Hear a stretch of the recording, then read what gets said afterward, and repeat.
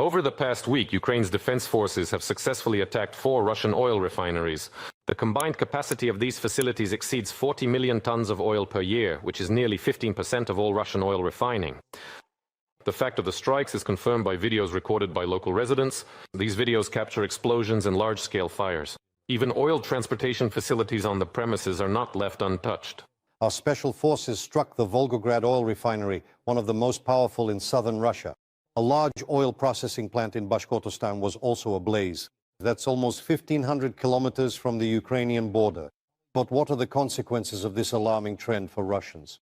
Nina Kolomiets found out that it's no longer just about the fear of drones in the sky and explosions at industrial sites. In the country, gas station owners are now seriously talking about a crisis. Thick black smoke billows from the fire. The flames could not be brought under control for 5 whole days. A month ago, drones incinerated 6 storage tanks at the Novoshakhtinsk oil refinery in the Rostov region. This is the facility that holds strategic importance for the enemy's military-industrial complex. And this drone traveled almost 2,000 kilometers deep into Russia and attacked an oil depot in the Komi Republic. They are covering record distances. Most importantly, they strike hard and hit their targets precisely. Last month set a record for the entire war in terms of the number of strikes on Russian fuel industry facilities, oil refineries, pumping stations and fuel wagons. Nearly 24 successful attacks. Some sites were hit by drones several times. This is where the true skill of our various teams lies. Some of them detect targets, carve out corridors, plot routes, bypass defenses, dry out areas.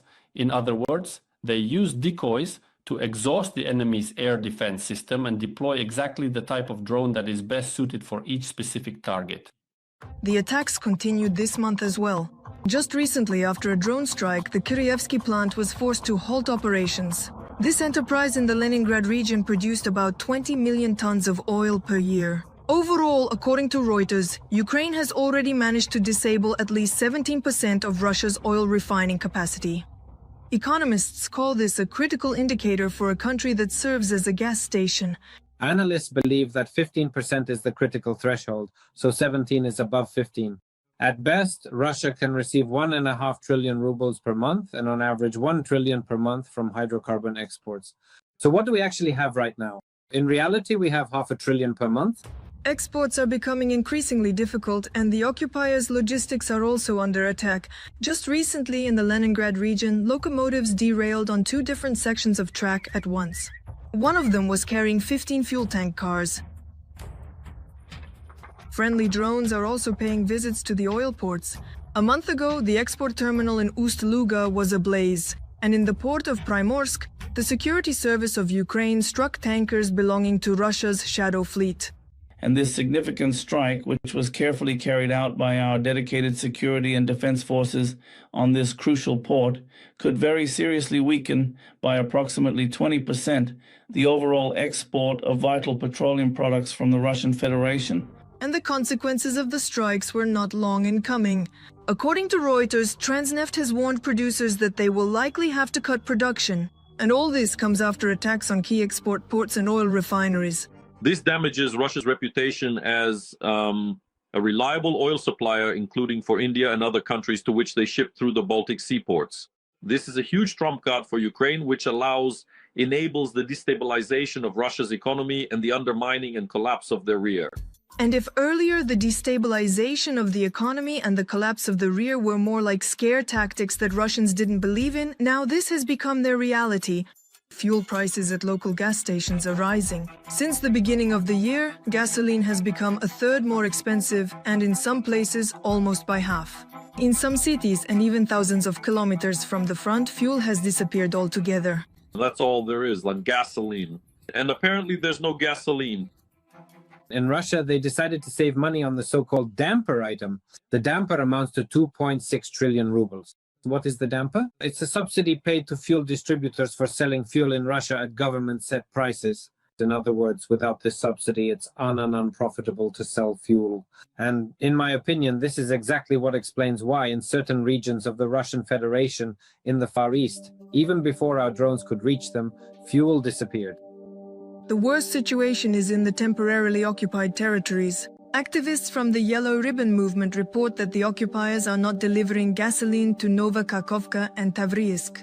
And this is despite the fact that there is no electricity in the cities, as the Russians have destroyed the power lines. As a result, stores are closed and medicines in pharmacies are spoiling.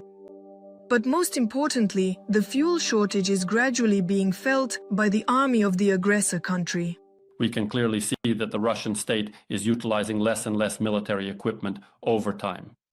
This is not only due to the active use of drones along the front, but also because of the intense strikes on their oil refineries, which means a reduction in their ability to supply fuel.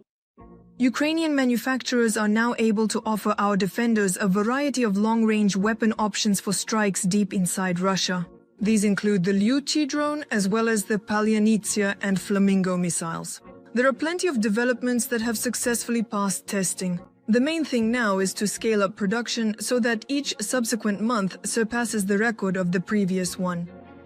Increasing strikes on Russia's energy sector in winter could have an unexpected effect. Well, for example, the cold sets in the city of Moscow, right? A strike on Moscow's gas distribution networks during a deep freeze or on the power grid, for instance. If you organize a blackout in Moscow, what would happen then? If there are even more attacks destabilizing Moscow and St. Petersburg, then a lot could happen in Russia. Its rear could collapse. And we might actually have the opportunity to force Russia out of the war, because it simply would not be able to continue fighting any longer. The mission to cause a blackout in Moscow is actually not so impossible, especially considering that Ukrainian drones have long been successfully covering much greater distances than from Kyiv to the Russian capital, and the number of attacks is steadily increasing. Our long-range UAVs are forcing Russia to cancel mass gatherings, temporarily close shopping centers and restaurants. The Kremlin can no longer guarantee safety in the rear. The sting of the Ukrainian whip is being felt more and more strongly in Russian society, but there are fewer and fewer treats for the people each time. Nina Kolomiets, Yevhen Kaminsky, Podrobitsi, Inter TV channel, United News Marathon. And now joining us live is Ivan Uz, Chief Consultant at the National Institute for Strategic Studies and PhD in Economics. Mr. Ivan, welcome.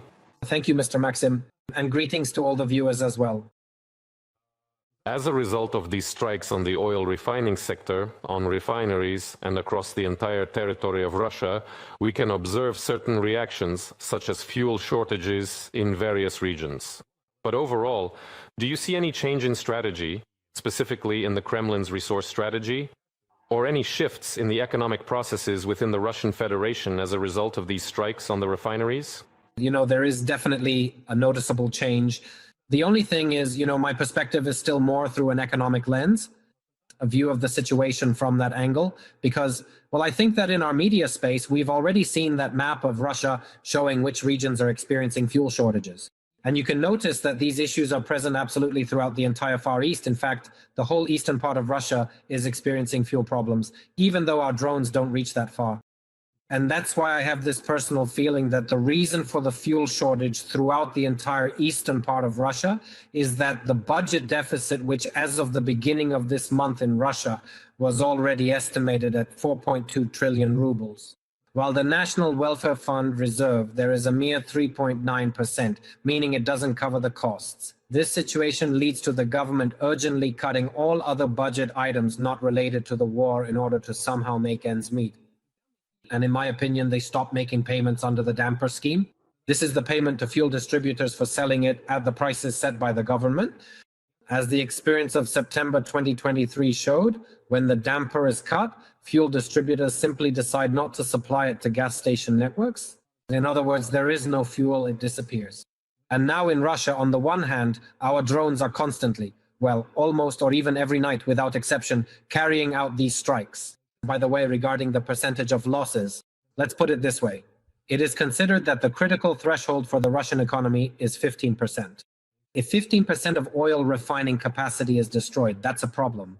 And according to Bloomberg and other sources, the figure is already either 17 or even 20%. But here I have some doubts. Why? Because after all, a drone strike is damage. It's not the destruction of an oil refinery. That is, it can be fixed.